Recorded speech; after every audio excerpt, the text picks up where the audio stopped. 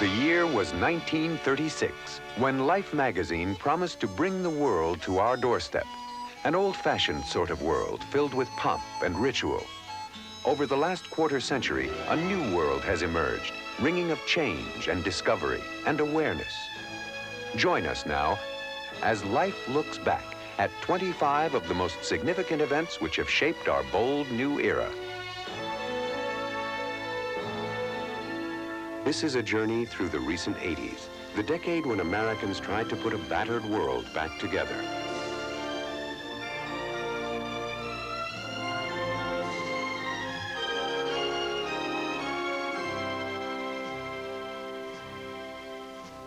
A journey back into the 70s, the decade of loud change, when a new awareness liberated millions.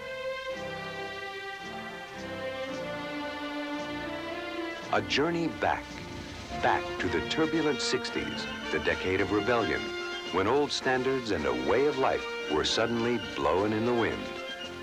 Step back through time as Life looks at a quarter century that reshaped our country. Events that often saddened us, yet revitalized us in the process.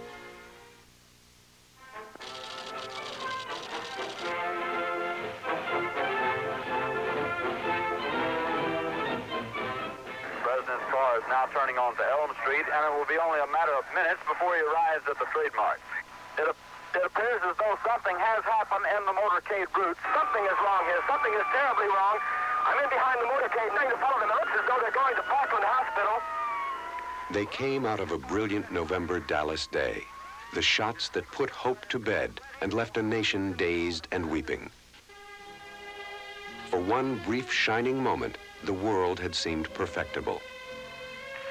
My fellow citizens of the world, ask not what America will do for you, but what together we can do for the freedom of man.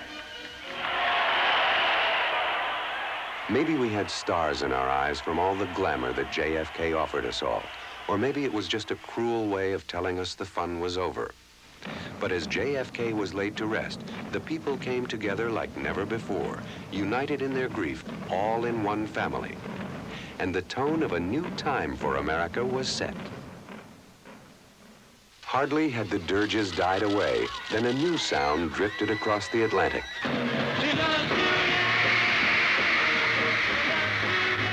It wasn't long before a quartet of mop-headed British blokes took America by storm. Is that a Beatle haircut you've got? Yes. How'd you work it out? Well, I just let my hair flop around until it's all messy. What do your parents say about it? They don't like it. And why do you call it that way? Because I like the Beatles. Who came up with the name Beatles, and what does it really mean? John thought of the name Beatles, and he'll tell you about it now. It means Beatles, doesn't it? You know, that's just a name. You know, like shoe. It means shoe. The shoes. You see, we could have been called the Shoes for all you know. Their lyrics, their look, and especially that hair lifted the hearts of a whole generation.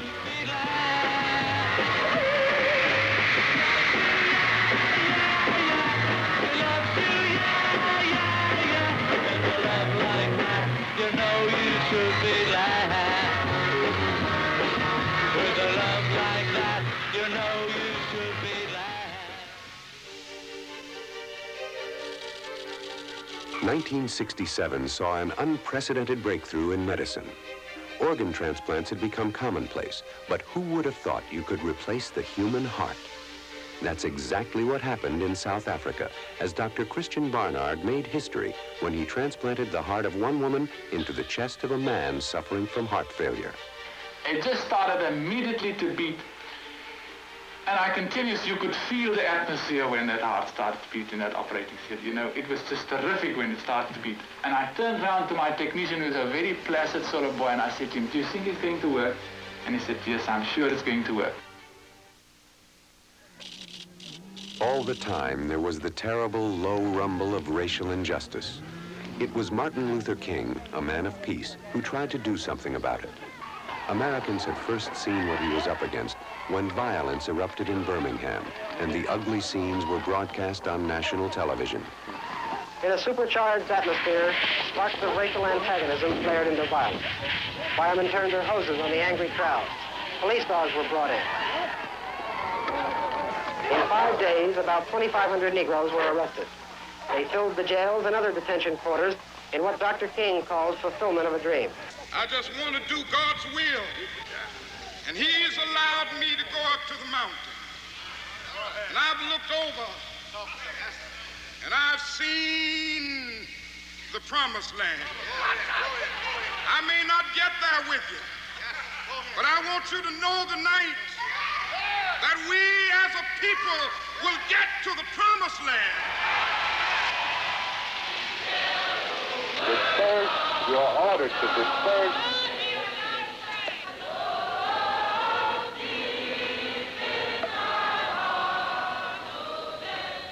It took years to overcome, but not before the battlefield was soaked in martyrs' blood.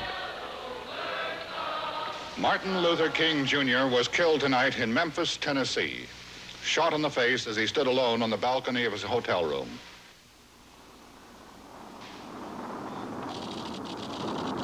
I believe that this nation should commit itself to achieving the goal before this decade is out of landing a man on the moon and returning him safely to the earth. Hi, Houston, Apollo 11. How many miles out do you have it now? Roughly about 50,000. A beautiful sight.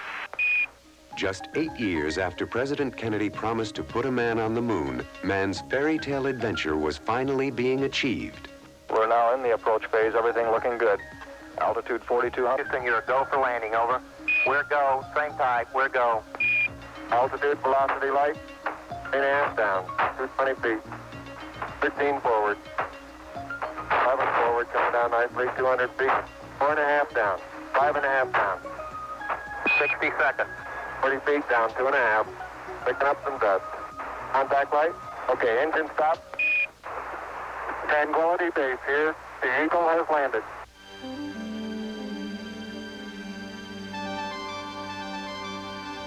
I'm at the foot of the ladder. It's one small step for man, one giant leap for mankind.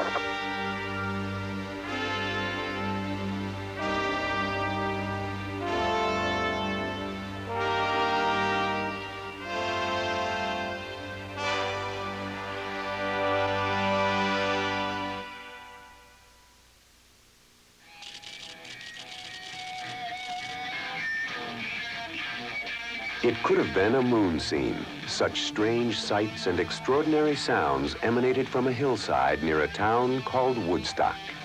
The summer resort area of New York State's Catskill Mountains is virtually paralyzed this weekend by an overwhelming crowd of pop rock music fans from all over the country.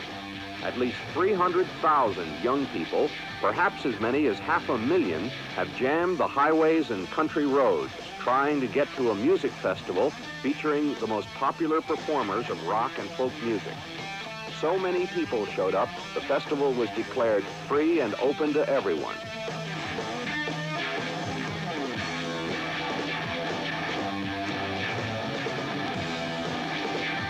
Police say they're amazed at the politeness. There has been virtually no violence. It was the last great pageant of the 60s, celebrating the causes of a generation, peace and love. As the 70s began to unfold, there was anything but peace and love on the Kent State campus in Ohio. By order of President White, the university campus has been closed. Please return to your dormitories and leave the campus by the shortest route as soon as possible. Students protested against the war, and National Guardsmen shot them down.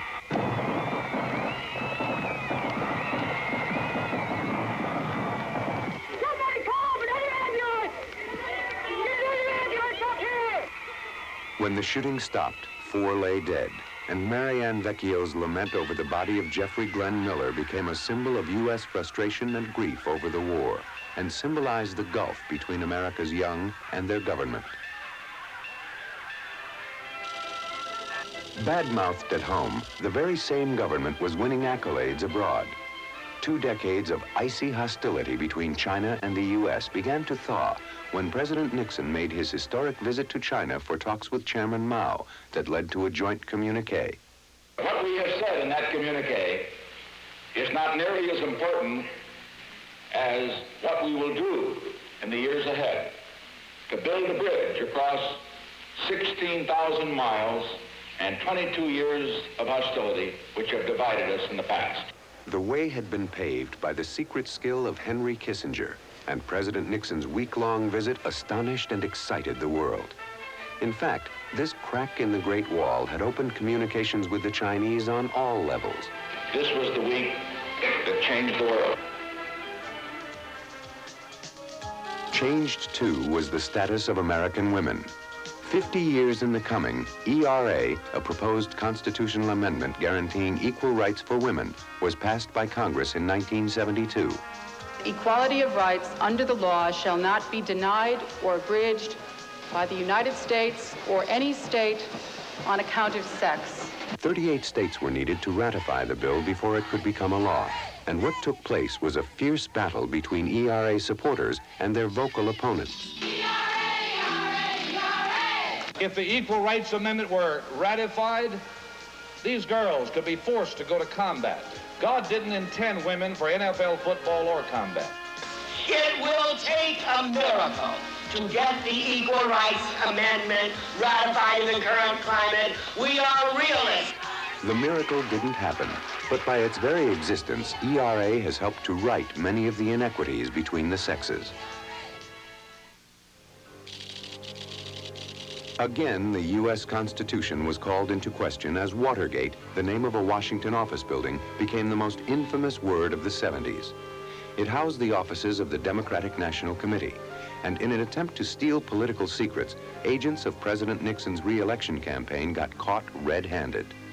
An investigation examined this question: what did the president know, and when did he know it?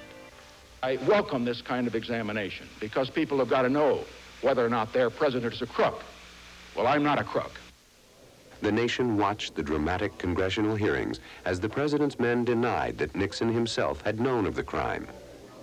President Nixon had no knowledge of or involvement in either the Watergate affair itself or the subsequent efforts of a cover-up of the Watergate. But when White House counsel John Dean took the stand, he painted a picture of the president as a lying schemer who believed he was above the law. Now, I guess you're fully aware, Mr. Dean, of the gravity of the charges you have made under oath against the highest official of our land, the President of the United States. Yes, I am. And being so aware, do you still stand on your statement? Yes, I do. Nixon was implicated further by White House tape recordings he himself had ordered. Finally, to escape impeachment, Nixon became the first U.S. president ever to resign from office. I shall resign the presidency effective at noon tomorrow. Vice President Ford will be sworn in as president at that hour in this office. Sure, we've done some things wrong in this administration. And the top man always takes the responsibility, and I've never ducked it. But I want to say one thing. Mistakes, yes, but for personal gain, never. Another helicopter departure came after 30 years of conflict as the war in Vietnam was finally coming to an abrupt end. On April 29, 1975, with North Vietnamese troops pressing in on the city of Saigon, it became a race against time to evacuate all Americans and as many loyal Vietnamese as possible. The grounds of the American Embassy in Saigon. This was the principal point of pickup for Americans and some Vietnamese waiting to be evacuated. The whole compound is surrounded by a high wall. The people here were herded into groups. All they could take was hand luggage. 50 at a time, they took off for the carriers waiting in the South China Sea. They fled any way they could, on foot, on motorcycles, in buses and trucks. It all seemed a fitting nightmare conclusion to a war of inestimable cost to humanity. a war which had broken presidents, reshaped governments, and bitterly divided Americans. But if Vietnam had divided Americans, the bicentennial helped bring us back together. The 4th of July, 1976 marked our 200th birthday, and Americans celebrated in unique ways throughout this land of great diversity.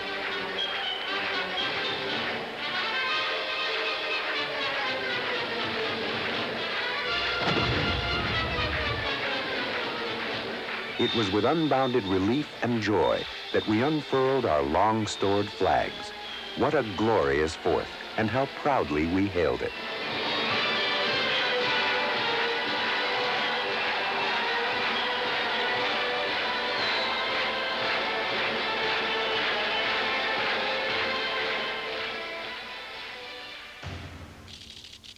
Courageous acts were hard to come by in the 70s, especially around the Middle East, where hatred between Arab and Jew deepened with each year. But in 1977, Egypt's President Anwar Sadat took matters into his own hands and traveled to Israel, the first visit there ever for an Arab leader. It was the personal touch, part of what Sadat has called his sacred duty in coming to Israel. And when he came to Golda Meir, he said, "Madam, I have waited a long time to meet you." But the real bargaining for peace still lay ahead, to be moderated by President Carter at Camp David. When we first arrived at Camp David, the first thing upon which we agreed was to ask the people of the world to pray that our negotiations would be successful. Those prayers have been answered far beyond any expectations. The Camp David Summit Agreement between Egypt and Israel is being hailed this morning as an extraordinary accomplishment on the road to peace. The scene in the White House last night was almost unbelievable. Menachem Begin of Israel and Anwar Sadat of Egypt in a bear hug that celebrated the two agreements worked out in 13 days of negotiating at Camp David.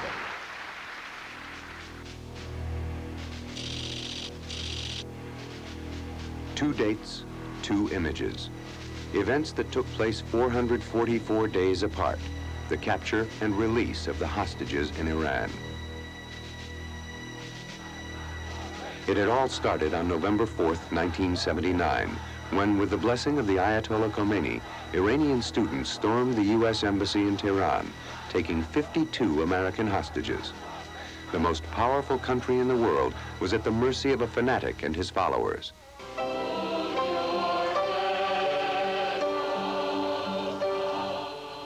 Back home, all we could do was sit and hope and pray. And that we did for more than a year before our prayers were answered.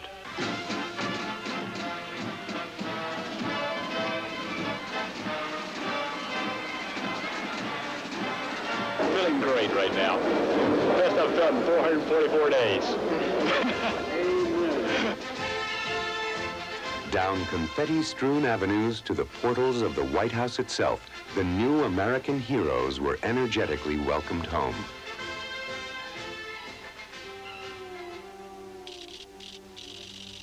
Like the word hostage, or Woodstock, or Watergate, 3 Mile Island had no special significance before events catapulted the Harrisburg, Pennsylvania nuclear power plant into prominence. When the cooling system there broke down, radioactive steam leaked through the 4-foot-thick walls and into the air. But it wasn't until later, during the slow, careful cleanup, that we realized we had been on the verge of a full-fledged meltdown, making 3 Mile Island the symbol of one of the world's most vexing and dangerous problems. As we entered the decade of the 80s, it was this Olympic hockey game that helped give Americans a new surge of national pride, as a bunch of American college boys faced the fierce old pros of the USSR, who had not lost a game in 12 years. A big victory would mean a lot, and with just 15 seconds to play, the U.S. team fought to hold on to their one-goal lead. 11 seconds. You've got 10 seconds. The countdown going on right now. Morrow up to Slope. 5 seconds left in the game. Do you believe in miracles? Yes! Unbelievable.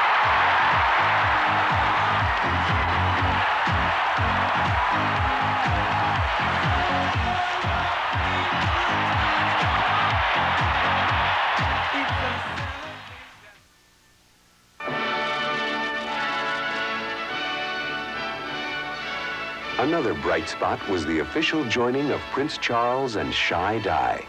750 million watched on television what was being called the wedding of the century. We are gathered here in the sight of God and in the face of this congregation to join together this man and this woman in holy matrimony.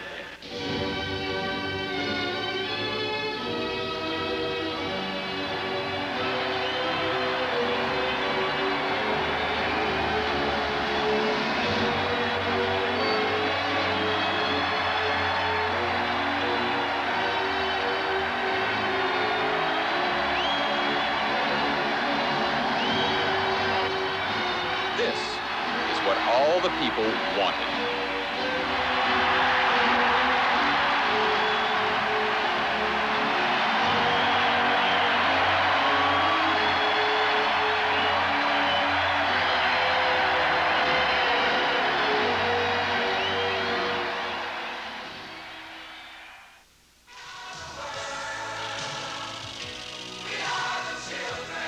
We Are the World sang the voices of America's top rock stars in a historic songfest for the famine in Africa.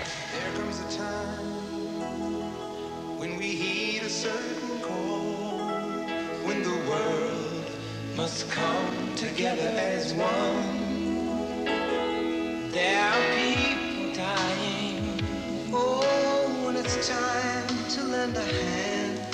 In one unprecedented night, dozens of musicians sang their hearts out for an Ethiopia ravaged by the most lethal drought in modern history. Pretending day by day that someone somewhere will soon make a change. We all a part of God's great big family. And the truth, you know, love is all we need.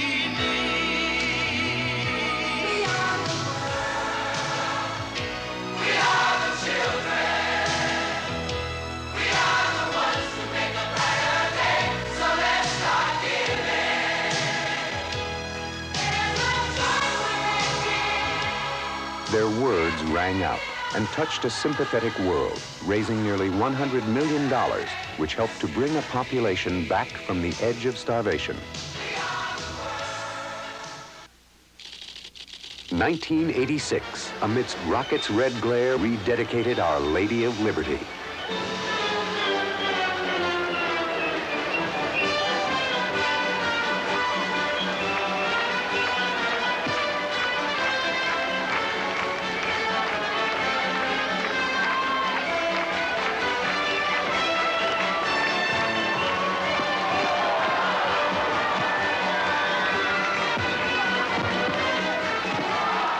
The American people rallied. We rekindled the spirit of '76, and in doing so, we rededicated ourselves to democracy. Just 1 year later, the Dow Jones average plummeted a terrifying 508 points. More than 1/3 of the market's total worth was lost by the time the final bell tolled. He's gonna be somebody. In trading rooms on Wall Street, there was panic. Sell orders flooded in. Stocks also plummeted overseas, and the price of gold skyrocketed.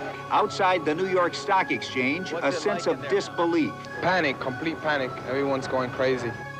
Although our new age was still victim to the whims of man, and especially his tendency to panic, reform measures and the same sophisticated computers that had helped trigger the sell-off now gave hope that 1929 and the Great Depression that followed was not in the cards for today. In the cards, though, was the real possibility of lessening the danger of nuclear annihilation. The summit meetings between Reagan and Gorbachev were the first real rays of hope between the superpowers for decades. They met in a series of dramatic sessions aimed at a nuclear arms reduction treaty. The importance of this treaty transcends numbers. We have listened to the wisdom in an old Russian maxim. The maxim is, doverяй, no proverяй. Trust but verify. На каждой встрече вы это повторяете. You repeat that at every meeting.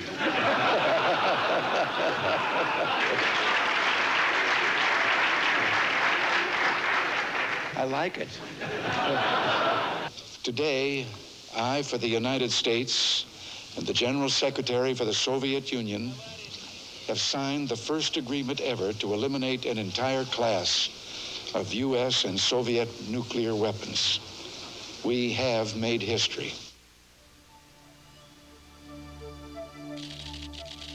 It was the summer when Mother Nature said no more, when pollution of all kinds became a national crisis. A summer when medical waste washed up on our beaches, when acid rain killed our trees, and a drought of historic proportions ravaged the Midwest. It was a summer when forest fires burned down nearly half of Yellowstone National Park. A summer that seemed to tell us that the greenhouse effect might already be upon us. But contrasting these toxic scenes are the battles of the environment we have won. Rivers cleaned, wilderness protected, endangered species like the bald eagle, the very symbol of our nation, made to thrive again. The question is, can we now meet this, our greatest challenge, to save the environment? We have a goal for auto sequence. In our final event, we reached once again for the stars. This time, the shuttle Discovery. Start, 3, 2, 1, 0, and liftoff. Liftoff. Americans return to space as Discovery clears the tower. Balanced on its mighty plume of flame, Discovery made for the stars. Suddenly, the dream was ours again. It had been 2.5 years since the image of the Challenger was burned into our national consciousness when it exploded in a ball of fire. Now a new flight was being dedicated to the old, and America could shake its sorrow and get on with it. Get on with its vision of the future. Get on with the spirit of discovery and challenge that have always and will always make America great.